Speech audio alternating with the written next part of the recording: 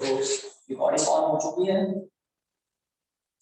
Chapter number 5 आज 21, तो chapter number 5 start हो रहा है। Laws of motion. तो इस चैप्टर में न्यूटन का अच्छा खासा रोल हमें दिखाई देगा। Chapter number 5 laws of motion में न्यूटन जो 9th क्लास में आप थोड़ी बहुत मैकेनिक्स पढ़ चुके हैं वो यहाँ पर थोड़ी सी रिकैप होगी। जैसे इसमें स्टार्टिंग में आप नोट्स वगैरह देखें तो अगर है तो मुझे बता भी देना। है कोई मोबाइल व्हाट्सएप किया था ना, मुझे सीक्वेंस बताते जाना क्या क्या टॉपिक हमें पढ़ने हैं। भाई घर से जो है वो बता दे। आज आवाज थोड़ी स्लो हो सकती है बट आ तो रही है ना आवाज, ऑडियो तेज आ रही है और सर सुनाई दे रहा है ना? यस सर बिल्कुल सही आ रही है आवाज।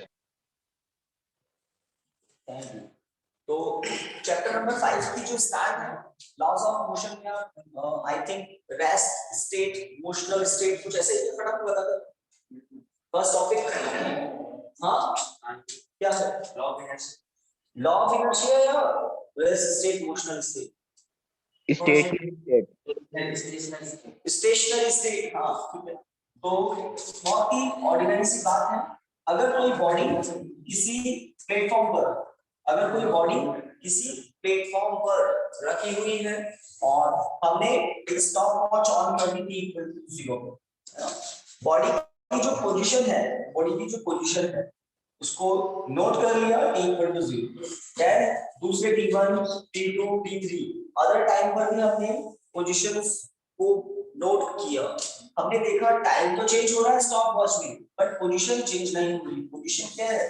फिक्स्ड है, सेम है। That means the body is said to be rest state. तो फिजिक्स में अगर रेस्ट स्टेट की डेफिनेशन की बात करें तो थोड़ी सी सोच समझ के हमें करनी पड़ती है। क्या when position of body remains same with respect to time, that the body is said to be in rest state. और motional state में हम क्या कहते हैं?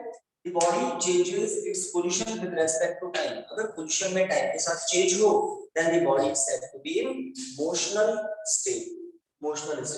ये तो एक ordinary सी बात है कि x में change हो time के aspect में motional और x में कोई change नहीं हो rest state. Then जो लॉ ऑफ इनर्शिया आप कह रहे हैं, लॉ ऑफ इनर्शिया तो क्या है? लॉज ऑफ इनर्शिया क्या होता है? सबसे पहला है ना न्यूटन ने जो लॉज रिलीज किए थे उसमें लॉ ऑफ इनर्शिया हम बात करेंगे। Then second law of conservation of linear momentum. Then third law action reaction law. First law of inertia, second law of conservation of linear momentum, third action reaction law of inertia के भी part है। Inertia in rest state, inertia in motional state and third one inertia in direction. Law of inertia क्या कहता है? अगर generally हम बात करें कोई बॉडी अपनी जिस कंडीशन में है, आइदर वो मूव कर रही है आइदर वो रेस्ट पर है, बॉडी अपनी जिस कंडीशन में है तो बॉडी अपनी उस कंडीशन को कंटिन्यू रखना चाहती है, उसमें कोई चेंज नहीं होने देना चाहती है। This tendency of body is called inertia. ये तो जनरल बात है कि बॉडी जिस कंडीशन में है, मोशन की जिस कंडीशन में आइदर रेस्ट है या मूविंग है, अगर वो स्ट्रेट डायरेक्शन में जा रही है तो लॉ ऑफ इनर्शिया के पार्ट्स जो है उससे हम बात कर सकते हैं। फर्स्ट इससे हम पार्ट करते हैं inertia in rest. I think होना चाहिए inertia in rest. Of rest है, इन रेस्ट है। इनर्शिया ऑफ रेस्ट देख लिया तो सबसे इंपॉर्टेंट बात है इनर्शिया के पार्ट थोड़ी क्लियर हो जाए। तो अगर कोई बॉडी रेस्ट स्टेट पर है तो ये कंटिन्यू रेस्ट स्टेट पर रहेगी, रेस्ट स्टेट पर रहेगी। इंपॉर्टेंट बात क्या है? बॉडी पर जब तक कोई एक्सटर्नल फोर्स नहीं आ जाए, एनी एक्सटर्नल फोर्स एक्सटी, जब तक कोई एक्सटर्नल फोर्स इसकी रेस्ट स्टेट को चेंज नहीं कर दे, मतलब इसको मोशन में नहीं डाले, ये रेस्ट नहीं रहेगी। तो according to Newton a body continue if a body is in rest state, then the body continue to in rest state until and unless any external force change its rest state. कोई external force जब तक इसकी rest state को change नहीं करती. For example, जैसे काफी सारे इसमें एक्सपेरिमेंट होते हैं, जब हमने पहले कभी ये पढ़ा था तब इस एग्जांपल को यूज किया था. जैसे कोई कार्डबोर्ड है, किसी कार्डबोर्ड से बिल्कुल फ्लैट है और इससे मैंने किसी ग्लास को है ना हाइड किया हुआ है. इसके ग्लास के टॉप पर मैंने क्या रखा है, कार्डबोर्ड. इस कार्डबोर्ड पर हमने एक कॉइन रखा हुआ है. कॉइन, कार्डबोर्ड और कॉइन के बीच में फ्रिक्शन नेग्लिजिबल है. कार्डबोर्ड का जो मटेरियल है हार्ड मटेरियल है, कॉइन भी हार्ड होता है, फ्रिक्शन नेग्लिजिबल है. अगर हम यहाँ पर कार्डबोर्ड पर फिंगर से फ्लिक कर दे, फोर्स अप्लाई करते हैं, इसको एक तरह से किक कर दे, तो फिंगर से अगर हम कार्डबोर्ड को फ्लिक करते हैं, बिकॉज़ कार्डबोर्ड के सरफेस और कॉइन के बीच में फ्रिक्शन नेग्लिजिबल है, तो हम क्या देखते हैं, जो कॉइन रेस्ट स्टेट पे था वो अपनी रेस्ट स्टेट को कंटिन्यू रखता है, बट नीचे से अगर कार्डबोर्ड को आपने फ्लिक कर दिया, वो चला गया, तो कॉइन कहां चला जाता है, ग्लास के बॉटम में गिर जाता है. Reason, law of inertia in rest. Inertia in rest. तो जो बॉडी अपनी जिस स्टेट में है, रेस्ट स्टेट में है, तो रेस्ट स्टेट में कंटिन्यू रहना चाहती है जब तक कोई एक्सटर्नल फोर्स काम नहीं करते. तो मैंने कहा कार्डबोर्ड के सरफेस और कॉइन के बीच में फ्रिक्शन नेग्लिजिबल है, कोई फोर्स नहीं है. अगर फ्रिक्शन होता तो कार्डबोर्ड ले जाएगा कॉइन को अपने साथ, फ्रिक्शन नेग्लिजिबल है. अगर आप फोर्स जो अप्लाई कर रहे हैं वो धीरे धीरे अप्लाई कर रहे हैं, आप कार्डबोर्ड को फोर्स अप्लाई कर ले जा रहे हैं, कॉइन भी उसके साथ चला जाएगा. लेकिन फ्लिक करना मतलब बहुत ही फ्रैक्शन ऑफ सेकंड में आपने फोर्स अप्लाई किया. दैट इज तो बहुत ही स्मॉल टाइम में अगर फोर्स अप्लाई किया है तो फ्रिक्शन अपना काम नहीं कर पाएगा, कॉइन रेस्ट स्टेट में था वहीं रह जाएगा. और भी बहुत सारे इसके एग्जांपल है, लाइक कोई स्टेशनरी बस है, उसमें बहुत सारे पैसेंजर बैठे हैं, कोई खड़ा भी है, स्टेशनरी है, पैसेंजर भी स्टेशनरी है, बस भी स्टेशनरी है. जैसे ही सडनली बस एक्सेलरेट करती है, बस मोशन स्टार्ट करती है फॉरवर्ड डायरेक्शन में आगे की तरफ, तो अगर कोई पैसेंजर स्टैंडिंग है और वो किसी बस के किसी पार्ट को पकड़ा हुआ नहीं है, तो बैकवर्ड जर्क एक्सपीरियंस करता है. Reason, inertia in rest. तो वो स्टेशनरी कंडीशन में था, वो स्टेशनरी रहना चाहता है, बट जो उसके फुट्स हैं, तो फुट फ्लोर के कांटेक्ट में है, फ्लोर आगे जा रहा है, फुट भी थोड़ा आगे जा रहा है, तो बॉडी का ऊपर वाला पार्ट बैकवर्ड जर्क एक्सपीरियंस करता है कि वो तो पीछे रहना चाहता है. Inertia in rest. छोटे छोटे एग्जांपल है. इसी में आगे आता है इनर्शिया ऑफ मोशन या इनर्शिया इन मोशन.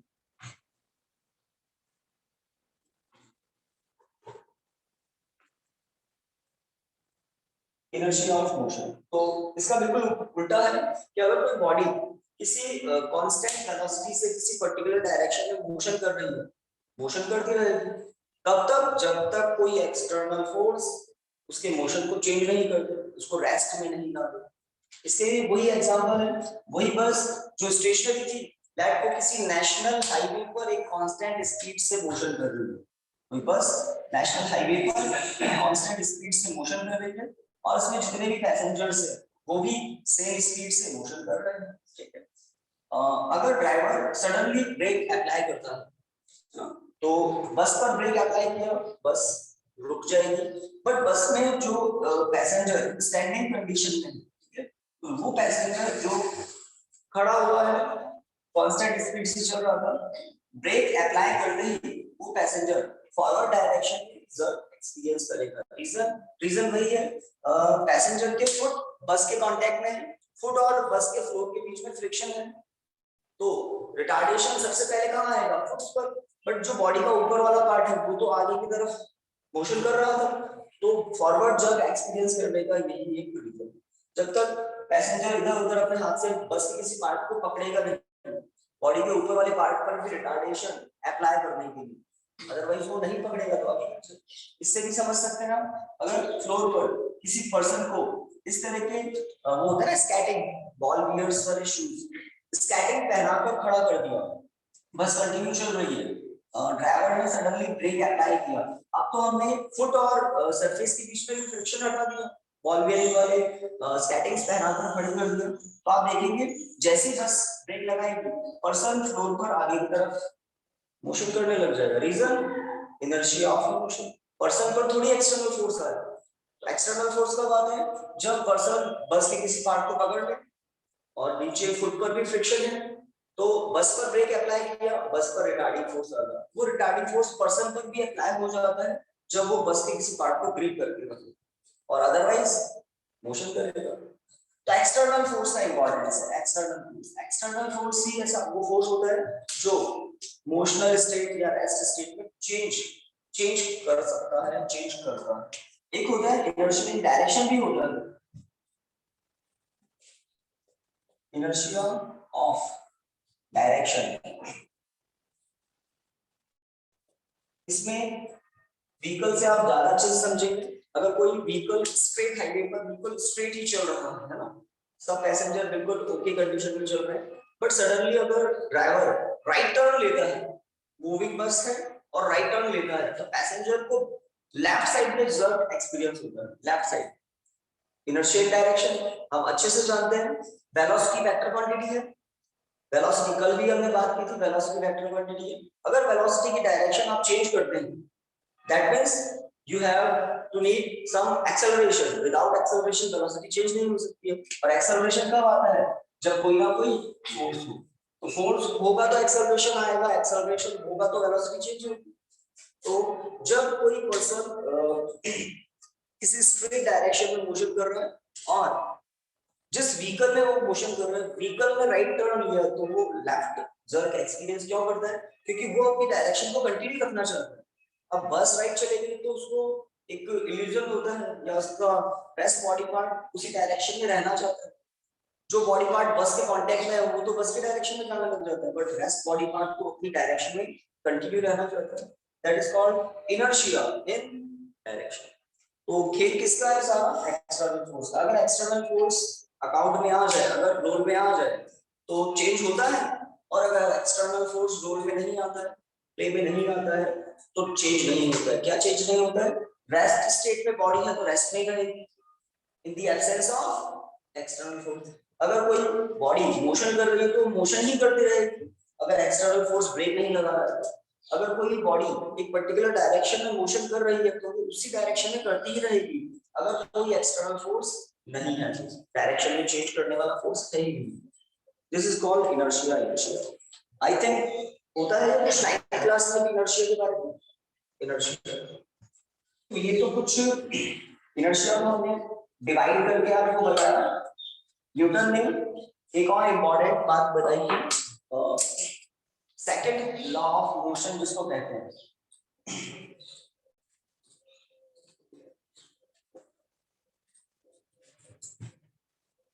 इसमें है ना जो सीक्वेंस है ना उसको आप ब्रेक नहीं कर सकते। अगर आपसे कहते हैं लॉ ऑफ इनर्शिया, या आपसे कहते हैं right first law of motion, first law of motion क्या है? लॉ ऑफ मोशन, ब्रेक नहीं कर सकते। सेकंड लॉ ऑफ मोशन की बात करें तो सेकंड लॉ ऑफ मोशन किससे रिलेटेड है? Law of conservation of linear momentum. Law of conservation of linear momentum according to Newton's second law, according to Newton's second law, the rate of change of linear momentum, the rate of change of linear momentum is always equal to external force acting on a body or a system. तो किसी भी system के linear momentum को आप p equal to mv से लिख सकते हैं, किसी बॉडी के linear momentum, because velocity vector quantity होती है, तो मोमेंटम भी कैसी क्वांटिटी होती है? Vector quantity. अगर मोमेंटम में चेंज हो रहा है तो 100% कोई फोर्स होगा, और जिस रेट से मोमेंटम में चेंज हो रहा है उसका मैग्नीट्यूड फोर्स के मैग्नीट्यूड के बिल्कुल सेम।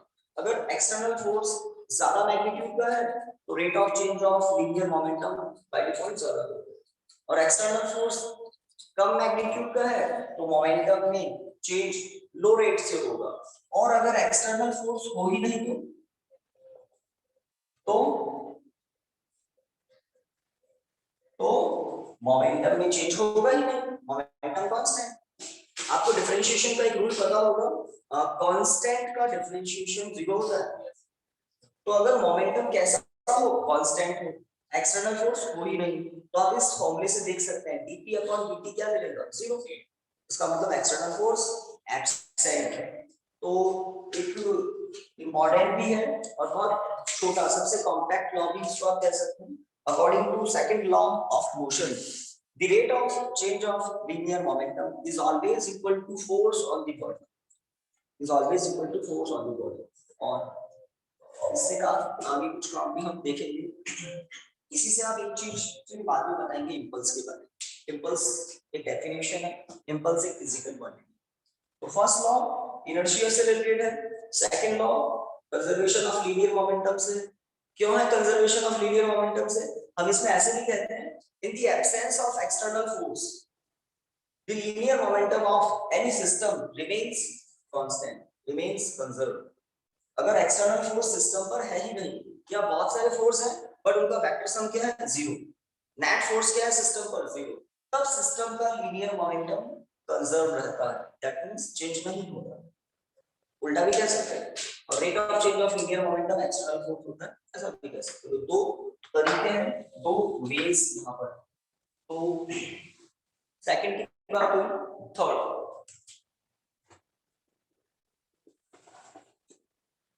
लॉ ऑफ मोशन, इसको किस नाम से और जानते हैं? Action reaction law. सही बात है।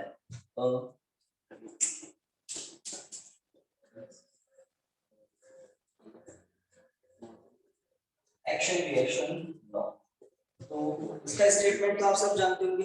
According to Newton's third law, every action has equal and opposite reaction. इस यूनिवर्स में कहीं भी एक्शन होता है तो उसके इक्वल और ऑपोजिट डायरेक्शन में रिएक्शन जरूर होता है। जैसे इस टेबल पर ये डस्टर रखा हुआ है, या कोई बुक दीजिए, सभी को दिख जाए। तो जैसे प्लेटफॉर्म हो गया, इस बुक को मैं मान लेता हूँ प्लेटफॉर्म है, और इस पर मैंने डस्टर रख दिया। How many forces are there on the duster?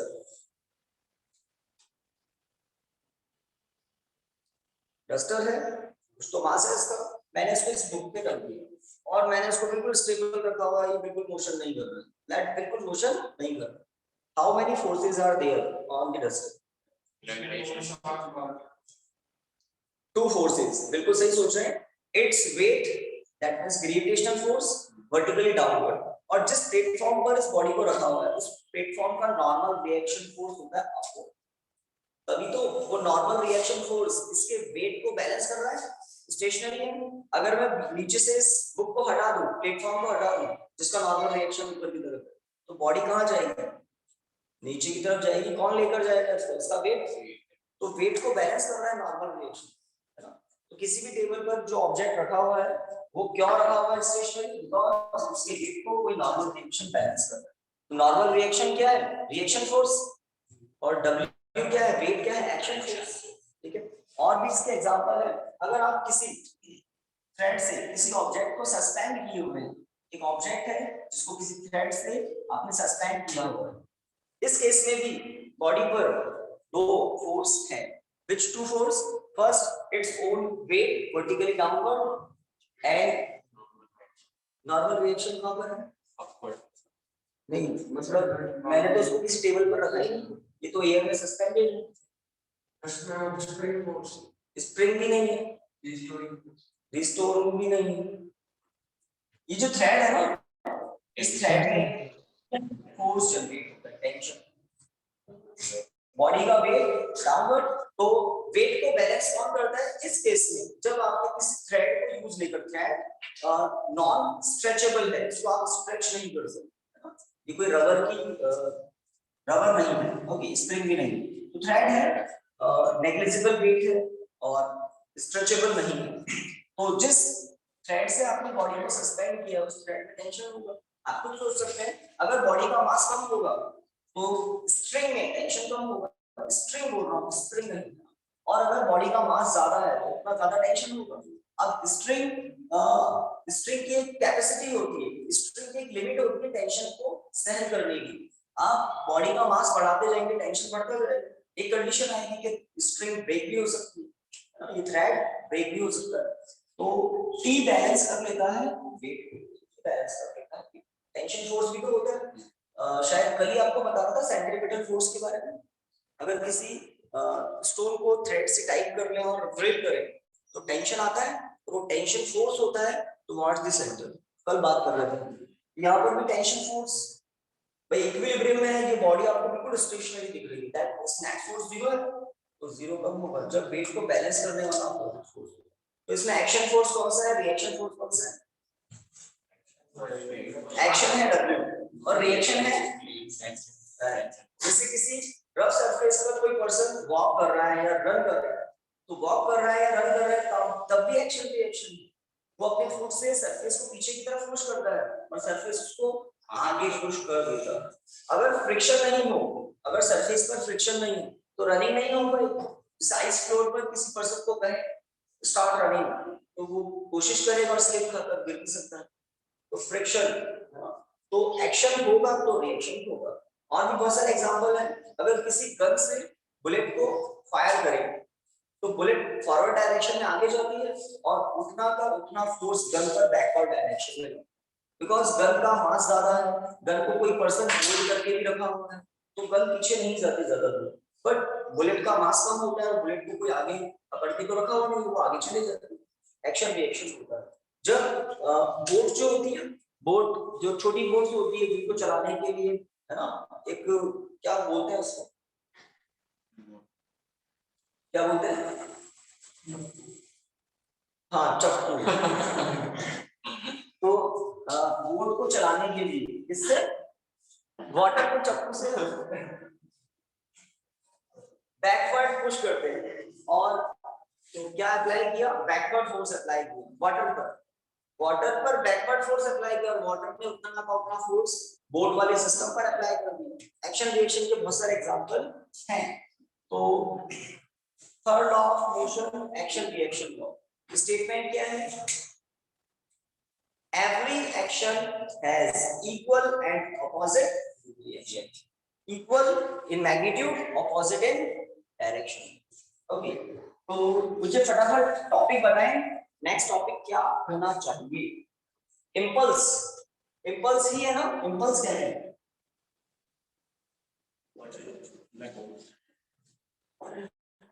क्या होता है इम्पल्स, तो देखिए क्या गूगल कर रहे हैं उसका पता लगा रहे हैं। भैया हमें कॉन्सेप्ट से मतलब था, वो आपको पहले से पता था। हाँ, टॉपिक को इन्होंने ये बता रहे हैं, कंटिन्यू बता रहे हैं। देखिए इम्पल्स क्या होता है, तो हम कहते हैं फोर्स किसी बॉडी पर एक्ट कर रहा है, कोई बॉडी है जिस पर एफ फोर्स किसी पर्टिकुलर डायरेक्शन में वर्क कर रहा है, काम कर रहा है, एक्टिंग कंडीशन में, और फोर्स ने कितने टाइम तक बॉडी पर एक्शन किया, वो टाइम इंटरवल है let delta T. Let 5 newton force 2 seconds तक बॉडी पर एक्टिंग कंडीशन में था, एक्टिव था, कितने टाइम तक, 2 सेकंड्स तक। तो फोर्स का मैग्नीट्यूड और वो टाइम इंटरवल जितने टाइम तक फोर्स एक्ट कर रहा था बॉडी पर, इन दोनों का प्रोडक्ट होता है इम्पल्स। इम्पल्स इम्पल्स इम्पल्स की यूनिट मोमेंटम की यूनिट के इक्वल होती है। जैसे थोड़ी देर पहले हम कह रहे थे ना, F external equal to dp upon dt, तो अगर मैं क्रॉस मल्टीप्लाई करूं तो dp इक्वल टू क्या होगा, फोर्स इनटू टाइम, है ना। तो एक्चुअल में dp क्या है, चेंज इन मोमेंटम, और ये dt क्या है, स्मॉल टाइम इंटरवल और फोर्स। तो एक इम्पल्स की डेफिनेशन के बाद इम्पल्स मोमेंटम थ्योरम आती है, तो आपको पता लग जाता है कि हाँ मोमेंटम की यूनिट और इम्पल्स की यूनिट सेम होगी, क्योंकि इम्पल्स भी क्या मिल रहा है, फोर्स और टाइम के प्रोडक्ट से, और चेंज इन मोमेंटम यहां से मिल रहा है आपको फोर्स और टाइम के प्रोडक्ट से। इम्पल्स क्या होता है, तो हम कहते हैं it is defined by product of force and the time interval during which force acting on the body. It is defined by the product of force and time interval during which force acting on the body, जितने time तक force act कर रहा था body पर, इन दोनों का product होता है इम्पल्स। या हम इसको ऐसे भी कह सकते हैं, the entire effect of force on the body is called impulse. Entire effect, entire मतलब जितने टाइम तक फोर्स, पर टेक्निकल डेफिनेशन यही है, product of force and the time interval, product of force and the time. और इसकी unit क्या होती है, जो मोमेंटम की होती है kg into meter upon second, kg into meter upon second हो जाएगी ना। मोमेंटम की यूनिट यही होती है क्या, मीटर पर सेकंड, तो और kg से प्रोडक्ट करती है। इम्पल्स एक थ्योरम है, इम्पल्स मोमेंटम थ्योरम है या नहीं, इसकी बात हो रही है। Impulse momentum theorem, impulse momentum theorem के अकॉर्डिंग हम कहते क्या है, तो थ्योरम है देन इसका प्रूफ है। तो थ्योरम क्या है, according to impulse momentum theorem the magnitude of impulse is always equal to change in momentum, impulse is always equal to change in momentum. अब कैसे, तो v equal to u plus at, first equation of motion. इस equation को use लेकर आप impulse momentum theorem को prove कर सकते हैं। इम्पल्स मोमेंटम थ्योरम मतलब impulse equal to change in momentum, यही है impulse momentum theorem. According to impulse momentum theorem the magnitude of impulse is always equal to change in momentum of the body. First equation of motion आपके सामने, अगर मैं m body के मास m से product कर लूं, m v equal to m u plus m a और ये t है दैट टाइम इंटरवल, इस t के प्लेस पर हम टाइम इंटरवल लिख सकते हैं। अगर आप t से ही टाइम इंटरवल को डिनोट कर रहे हो तो t रहने दें, और मैं डेल्टा t से टाइम इंटरवल को डिनोट कर रहा हूं, u प्लस a t के प्लेस पर टाइम इंटरवल, ओके। थोड़ा चेंज करें, M V minus M U equal to F delta T, M A के प्लेस पर मैंने क्या लिखा है एफ। अब ये एम वी क्या है, फाइनल मोमेंटम, फाइनल वेलोसिटी के रेस्पेक्ट में फाइनल मोमेंटम, और ये इनिशियल वेलोसिटी के रेस्पेक्ट में initial momentum. This is P F final momentum, this is P I initial momentum, force into time interval को आप कैंसिल करेंगे। अब final momentum minus initial momentum क्या होगा, change in momentum, change in momentum. तो बिल्कुल सही बात है, इम्पल्स जो है मतलब force into time interval always किसके इक्वल होता है, चेंज इन मोमेंटम के इक्वल होता है। छोटा सा है topic, impulse then impulse momentum theorem.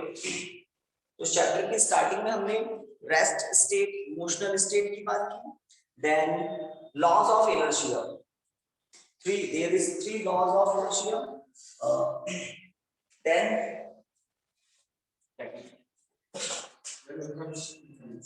impulse momentum। ये छोटे छोटे टॉपिक स्टार्टिंग में है, और बताइए कोई बड़ा टॉपिक है क्या,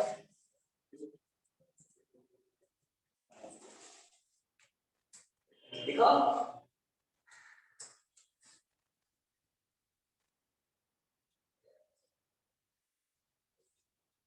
इसके बाद आता है इक्विलिब्रियम। अगर कोई बॉडी, इक्विलिब्रियम ऑफ फोर्सेस हो सकता है, इक्विलिब्रियम ऑफ फोर्सेस में टॉपिक तो ये कुछ नहीं है, बट बात को समझना, न्यूमेरिकल्स में इसका कांसेप्ट काम है, टॉपिक डायरेक्ट कभी नहीं आता है, न्यूमेरिकल में इसका कांसेप्ट काम आता है। अगर कोई बॉडी इस तरह से है, इस पर दो से ज्यादा फोर्स एक ही मोमेंट पर वर्क कर रहे हैं, late F1 force, late F2, late F3, किसी भी डायरेक्शन में हो सकते हैं, किसी भी मैग्नीट्यूड के फोर्स हो सकते हैं, और बॉडी स्टेशनरी है, बॉडी मोशन नहीं करती, that means the body is in equilibrium. इतने सारे फोर्स वर्क कर रहे हैं बट बॉडी मोशन नहीं कर रही है, रेस्ट में है, that means the body is in equilibrium. और इक्विलिब्रियम में है इसका मतलब फोर्सेस का वेक्टर सम, फोर्सेस का वेक्टर सम 0 है।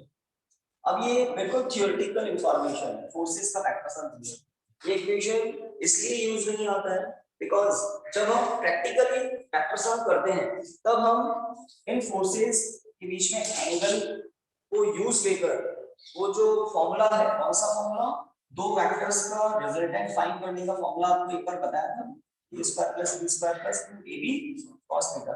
इस फॉर्मूले को बाय पार्ट यूज लेते हैं टू टाइम, एक बार इन्हीं दो से एक बार कर लेते हैं, इन दोनों का जब रिजल्टेंट आ जाएगा उसको इसके साथ देन वेक्टर सम करेंगे। इस फॉर्मूले से ही काम होता है प्रैक्टिकली, और थ्योरेटिकल जो टॉपिक लिखा हुआ है कि फोर्सेस का वेक्टर सम क्या होना चाहिए, 0।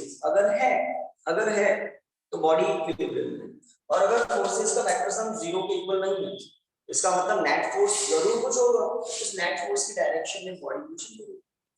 तो इक्विलिब्रियम ऑफ फोर्सेस में क्या है, if the vector sum of all the forces acting on the body is 0, then the body is said to be in equilibrium, theoretically।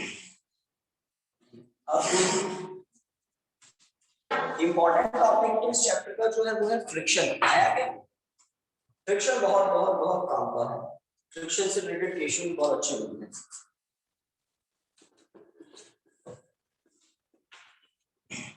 Friction क्या होता है? Actually, yes. Friction is an opposing force which comes into play when a body slide on another body. जैसे एक duster का surface है मेरे पास और ये इंक बॉटल रखी हुई है। जब इंक बॉटल पर मैं पुश करता हूँ इधर से तो ये इधर मोशन कर रही है, बट डस्टर का सरफेस इंक बॉटल पर ऑपोजिट डायरेक्शन में फोर्स अप्लाई करता है। मैंने फोर्स अप्लाई किया, कुछ मोमेंटम कुछ वेलोसिटी इसको दे दी। जब मैं फोर्स अप्लाई करना बंद कर देता हूँ तो ये स्टॉप क्यों हो गई? Because friction force opposite direction में है। मैंने इसको स्टेशनरी कंडीशन से मोशनल कंडीशन में ला दिया। अब मैं फोर्स हटा देता हूँ तो बिकॉज ऑफ इनर्शिया ये मोशन करती जानी चाहिए पर रुक जाती है। इसका मतलब सरफेस का रिटार्डिंग फोर्स है। तो किसी भी बॉडी के लिए अगर कोई बॉडी किसी दूसरी बॉडी के ऊपर सरफेस पर मोशन करती है तो कांटेक्ट सरफेसेस पर दोनों बॉडी के कांटेक्ट सरफेसेस पर एक अपोजिंग फोर्स ऑलवेज वर्क करता है। The opposing force is called friction force. Okay, अब फ्रिक्शन के भी कुछ टाइप हैं। वो टाइप कौन से हैं? अगर बॉडी किसी सरफेस पर रुकी हुई है, ध्यान दें यहाँ पर बात समझने की, प्लेन मास की बॉडी है सरफेस पर रुकी हुई है, आपने कुछ फोर्स अप्लाई किया F न्यूटन और आप देख रहे हैं बॉडी मोशन ही नहीं कर रही है। फोर्स अप्लाई कर दिया मैंने हॉरिजॉन्टल डायरेक्शन में राइट साइड में, बट बॉडी अभी भी मोशन नहीं कर रही। इसका मतलब बॉडी मोशन नहीं कर रही है, मतलब रेस्ट स्टेट में है। इस स्टेट में ऑपोजिट डायरेक्शन में जो फ्रिक्शन होता है उसको कहते हैं स्टैटिक फ्रिक्शन। आप समझ सकते हैं कि बहुत बड़ा सा कोई बॉक्स है रेलवे प्लेटफॉर्म पर रखा हुआ है। प्लेटफॉर्म होता है बिल्कुल, तो रेलवे प्लेटफॉर्म पर एक बड़ा सा बॉक्स रखा हुआ है और कोई पर्सन इसको पुश कर रहा है। पर्सन ने फोर्स अप्लाई किया, एक्चुअल में फोर्स अप्लाई किया है ना, बट जो बॉक्स है वो मोशन नहीं किया। इसका मतलब जो फोर्स अप्लाई किया वो एक तरह से क्या कह सकते हैं हम, जो फोर्स अप्लाई किया वो सफिशिएंट फोर्स नहीं है। अभी सफिशिएंट नहीं है, थोड़ा ज्यादा फोर्स अप्लाई करना पड़ेगा तब जाकर स्लाइड कर सकती है बॉडी। तो अगर ये फोर्स इनसफिशिएंट है, सफिशिएंट नहीं है, तो बॉडी रेस्ट स्टेट में ही बनी रहती है। इसका मतलब भाई वेट डाउनवर्ड है, सब अच्छे से जानते हैं। सरफेस का नॉर्मल रिएक्शन अपवर्ड है, ये भी आप जानते हैं। वर्टिकल डायरेक्शन में वेट को कौन बैलेंस कर लेता है? सरफेस का नॉर्मल रिएक्शन, ठीक है। बट इस हॉरिजॉन्टल फोर्स को कौन बैलेंस कर रहा है? जो एक्चुअल में अप्लाई किया है, सफिशिएंट तो नहीं है बट अप्लाई तो किया है ना, जीरो भी नहीं है, तो इसको बैलेंस कौन करता है? Friction force. और इस स्टेट में हम देखते हैं बॉडी मोशन नहीं कर रही, इसलिए इस फ्रिक्शन को क्या कहते हैं? Static friction. बॉडी रुकी हुई है, मोशन नहीं कर रही है, फिर भी फ्रिक्शन तो है, स्टैटिक फ्रिक्शन। तो हम समझ सकते हैं कि हॉरिजॉन्टल डायरेक्शन में नॉन जीरो फोर्स अप्लाई करने पर भी बॉडी मोशन नहीं कर रही है, तो ये फोर्स गया कहां? फ्रिक्शन में इसको बैलेंस कर। हाँ, इस फोर्स के मैग्नीट्यूड को बढ़ाते हैं एक कंडीशन ऐसी आएगी कि बॉडी जस्ट मोशन वाली कंडीशन में आने वाली है। फोर्स को बढ़ाया थोड़ा और बढ़ाया, बॉडी अब बस मोशन की कंडीशन में आने ही वाली है, मोशन अभी किया नहीं है, आने ही वाली है। उस केस में जो फ्रिक्शन होता है उसको कहते हैं लिमिटिंग फ्रिक्शन। एक मोमेंट के लिए आता है ये लिमिटिंग फ्रिक्शन। अब जैसे ही बॉडी मोशन करने लग गई, बॉडी मोशन कर रही है ना सरफेस पर, रफ सरफेस पर, because of force body motion कर रही है, तो उस केस में मोशनल स्टेट में जो फ्रिक्शन होता है उसको कहते हैं काइनेटिक फ्रिक्शन। मैंने तीन बताए और तीनों सीक्वेंस में है। फोर्स जब इनसफिशिएंट था, मोशन नहीं करवा पा रहा था, तब जो फ्रिक्शन था उसको कहते हैं स्टैटिक फ्रिक्शन।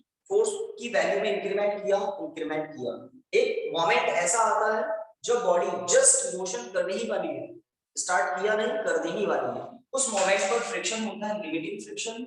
और अब अगर बॉडी मोशन कर रही है फोर्स की डायरेक्शन में, तब भी फ्रिक्शन तो है। जैसे इंक बॉटल के बारे में बता रहा था मैं आपको, जैसे ही हम ये अप्लाइड फोर्स रिमूव कर देते हैं बॉडी रुक क्यों जाती है, रोकता कौन है, फ्रिक्शन। तो जब बॉडी मोशन कर रही है मोशनल स्टेट में जो फ्रिक्शन होता है उसको कहते हैं काइनेटिक फ्रिक्शन। तो यहाँ तो एक बॉक्स है जो सरफेस पर स्लाइड कर रहा है, एक बॉक्स है जो सरफेस पर स्लाइड कर रहा है, तो इस केस में तीन फ्रिक्शन मैंने बताया, कौन से तीन, स्टैटिक, लिमिटिंग और काइनेटिक।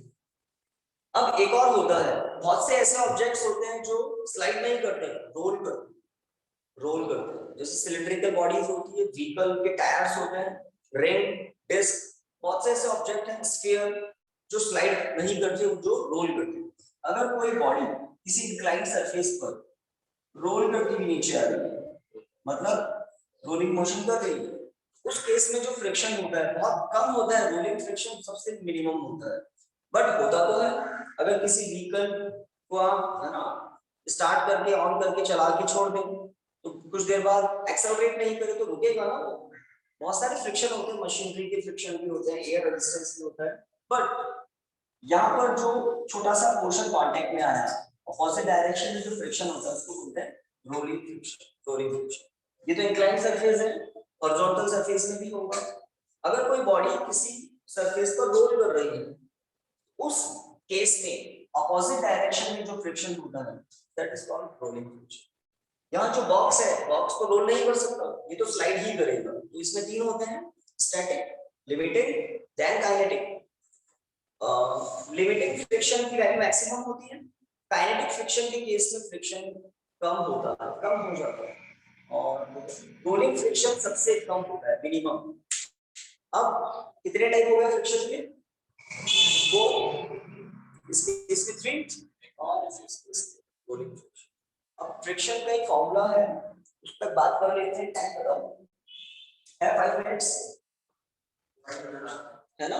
तो देखिए बहुत बहुत यूजफुल फॉर्मूला है, उसके आगे कहानी शुरू करेंगे नेक्स्ट क्लास। तो अगर फ्रिक्शन फोर्स का फॉर्मूला फॉर्मुलेट करना है, ये जो मैं दिखा रहा था F S, F L, F के, एफ आर, तो फ्रिक्शन फोर्स को अगर मैं एफ से ही डिनोट कर दूं तो फ्रिक्शन फोर्स किसके प्रोपोर्शनल होता है, तो कहते हैं फ्रिक्शन फोर्स बॉडी के मास के प्रोपोर्शनल होता है। बॉडी का जो भी मास है, मास नहीं कहते हैं हम, एक्चुअल में क्या कहें, नॉर्मल रिएक्शन। ये जो नॉर्मल रिएक्शन होता है ना इसके प्रोपोर्शनल होता है। नॉर्मल रिएक्शन किसके प्रोपोर्शनल होता है, बॉडी के वेट के, ठीक है। बट इस पर नहीं, इस पर जिस सरफेस पर बॉडी रखी हुई है वो सरफेस इंक्लाइन भी हो सकता है, हॉरिजॉन्टल भी हो सकता है, सरफेस इंक्लाइन भी हो सकता है, हॉरिजॉन्टल भी हो सकता है। अगर सरफेस इंक्लाइन है इस बॉडी के ऊपर एक इंक्लाइन सरफेस के ऊपर मैंने बॉडी रखी है, तो जैसा सरफेस होगा उसका नॉर्मल रिएक्शन सरफेस के परपेंडिकुलर होगा। नॉर्मल मतलब परपेंडिकुलर, सरफेस के परपेंडिकुलर, सरफेस के परपेंडिकुलर। अब यहाँ पर तो वेट कुछ अलग है ना, इस डायरेक्शन, तो the friction force is always proportional to the normal reaction force of the surface, first thing। अब बात को आपको समझना है, बात को आपको थोड़ा सा समझना है। देखिए एक बॉडी है, इस पर आप F1 equal to let 50 newton force apply करते हैं तो बॉडी मोशन करने लग जाती है। हमने एक्सपेरिमेंट किया है, एक फ्लोर पर किसी बॉक्स को रखा और 49 न्यूटन तक तो बॉडी मोशन नहीं करेगी, 50 न्यूटन के बाद मोशन करने लग जाती है, एक्सपेरिमेंट से पता लगा।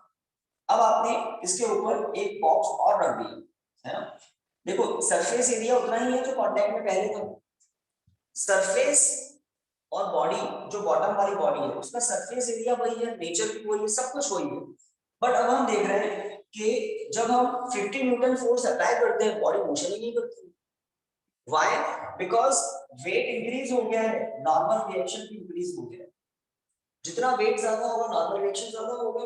इस लॉजिक को समझाने के लिए मैंने एक डायग्राम बनाया कि फ्रिक्शन फोर्स किसके प्रोपोर्शनल है, नॉर्मल रिएक्शन के।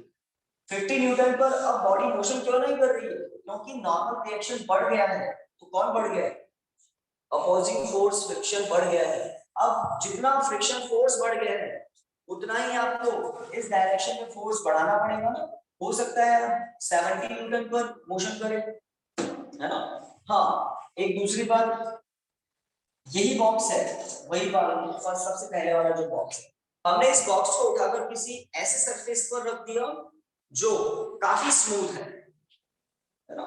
ये जो पहले सरफेस था ये थोड़ा सा रफ था, ज्यादा नहीं, थोड़ा रफ था, बट हमने इस बॉक्स को उठाया और ऐसे सरफेस पर रख दिया जो कि बहुत बहुत स्मूथ है, बहुत स्मूथ है। तब हम देख रहे हैं कि अब हमें बॉडी को स्लाइड करने के लिए ज्यादा फोर्स की जरूरत नहीं पड़ रही है। अब नेट 30 न्यूटन फोर्स अप्लाई करने से ही बॉडी स्लाइड करने लगती है। तो इसका मतलब फ्रिक्शन कम हो गया, बॉडी वही है, नॉर्मल रिएक्शन भी वही है, बस हमने सरफेस चेंज किया और हम देख रहे हैं पहले से कम फोर्स अप्लाई करने से बॉडी मोशन करने लगती है। इसका मतलब अपोजिंग फोर्स कम हो चुका है। तो अपोजिंग फोर्स और किस पर डिपेंड करता है? एक तो वेट पर, मतलब नॉर्मल रिएक्शन पर, और किस पर? नेचर, कॉन्टैक्ट सरफेसेस का जो नेचर है ना उस पर भी। तो प्रोपोर्शनलिटी कांस्टेंट एक आता है म्यू, इस म्यू को कहते हैं फ्रिक्शन कोएफिशिएंट। ये फ्रिक्शन कोएफिशिएंट किस पर डिपेंड करता है? Nature of contact surfaces. अगर कॉन्टैक्ट सरफेसेस स्मूथ है फ्रिक्शन कम हो जाएगा, मतलब फ्रिक्शन फोर्स कम हो जाएगा। तो आपको बॉडी को स्लाइड करने के लिए कंपैरेटिवली कम फोर्स अप्लाई करना पड़ेगा। अगर कोएफिशिएंट ऑफ फ्रिक्शन ज्यादा है, बाय डिफॉल्ट फ्रिक्शन फोर्स ज्यादा हो जाएगा। फ्रिक्शन फोर्स का फॉर्मूला देख रहे हैं, और आपको बॉडी को स्लाइड करने के लिए अब ज्यादा फोर्स अप्लाई करना है। तो स्मूथ सरफेसेस के लिए म्यू कम होता है, रफ सरफेसेस जितनी ज्यादा रफ है उतना म्यू ज्यादा होता है। जैसे आप कैरम खेलते हैं, कैरम पर हम कैरम पाउडर अप्लाई कर देते हैं, वो फ्रिक्शन को कम कर देता है। फ्रिक्शन कम करने से हम थोड़ा फोर्स अप्लाई करते हैं कॉइन पर और वो काफी अच्छा मोशन करता है। और अगर बिल्कुल पाउडर नहीं है तो आप देखते हैं कि थोड़ा सा फ्रिक्शन ज्यादा हो जाता है। तो म्यू नेचर से रिलेटेड है, स्मूथ सरफेसेस के लिए म्यू कम है और रफ सरफेसेस के लिए म्यू ज्यादा होता है। This is the formula of friction force. इनके अलावा फ्रिक्शन और किसी पर डिपेंड नहीं करता, only normal reaction and friction coefficient, normal reaction and friction coefficient. और इनको समझाने के लिए मैंने आपको एक एग्जांपल दिया। हमने ना सरफेस चेंज किया ना सरफेस एरिया चेंज किया, इस बॉक्स के ऊपर एक बॉक्स रख दिया, एन बढ़ गया इसलिए फ्रिक्शन बढ़ गया। फिर हमने इस बॉक्स को उठाकर एक स्मूथ सरफेस पर रख दिया, तो हमने देखा एरिया वही है, सब कुछ वही है, बट अब हमें कम फोर्स अप्लाई करना पड़ रहा है। इसका मतलब कौन कम हो चुका है?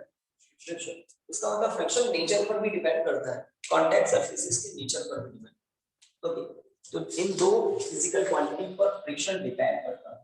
बताइए म्यू का यूनिट क्या होगा? फ्रिक्शन कोएफिशिएंट की यूनिट क्या होगी?